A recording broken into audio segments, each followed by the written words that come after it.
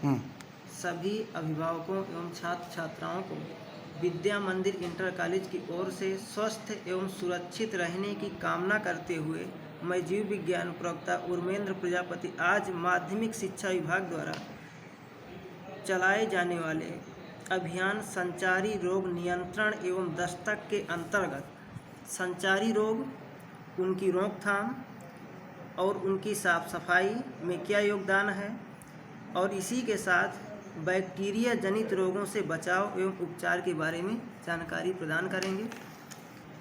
तो सबसे पहले हम जानते हैं कि संचारी रोग क्या है।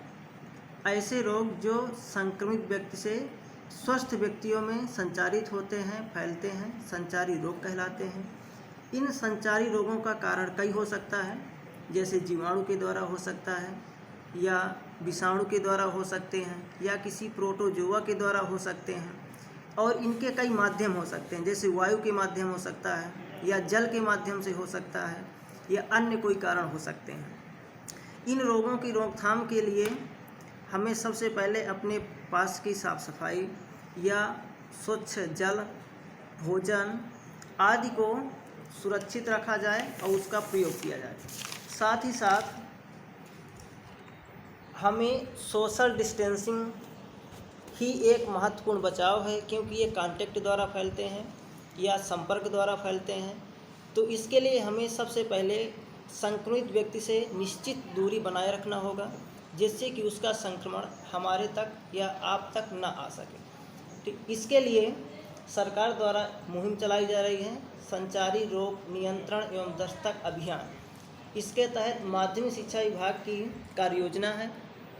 तो इसका मेन उद्देश्य ये है कि आप अभिभावक और छात्र छात्राएं किस प्रकार से इस रोग से बच सकेंगे। तो इसके लिए जैसे कि सोशल डिस्टेंसिंग, साफ सफाई और रोकथाम। तो रोकथाम केवल हमारे पास यही है कि हम स्वच्छ जल और स्वच्छ भोजन यानी दूषित भोजन ना प्रयोग करें, बासी भोजन ना प्रयोग करें, यही आपका मेन रोकथाम है। इसके साथ साथ अपने आसपास जल भराव और अन्य कूड़ा कचरा इसको एकत्रित ना करें, यही आपका संचारी रोग से बचने के उपाय हैं। ठीक। और अगली बात है बैक्टीरिया जनित रोगों के बचाव या बैक्टीरिया जनित क्या होते हैं। ऐसे रोग होते हैं जो केवल बैक्टीरिया के द्वारा ही फैलते हैं, उन्हें हम बैक्टीरिया जनित रोग कहते हैं। जैसे टाइफाइड है, टीबी है, कॉलरा है आदि। ऐसे रोग होते हैं जो केवल जीवाणुओं से फैलते हैं। जैसे हम टिटनेस की बात कर लें तो टिटनेस हमारा कोर्नीबैक्टीरियम टिटैनी से होता है, जो भूमि पर पाया जाता है, मृदा पर पाया जाता है। और जैसे ही उसको किसी भी जंग युक्त लोहे की वस्तु हमारे शरीर में टच करती है या उसके द्वारा घाव पैदा होता है, तो हमारे शरीर में प्रवेश करता है और अपने प्रभाव को उत्पन्न कर देता है। इसी के साथ साथ जैसे टाइफाइड होता है, साल्मोनेला टाइफी से होता है, ये दूषित भोजन और दूषित जल पीने से होता है।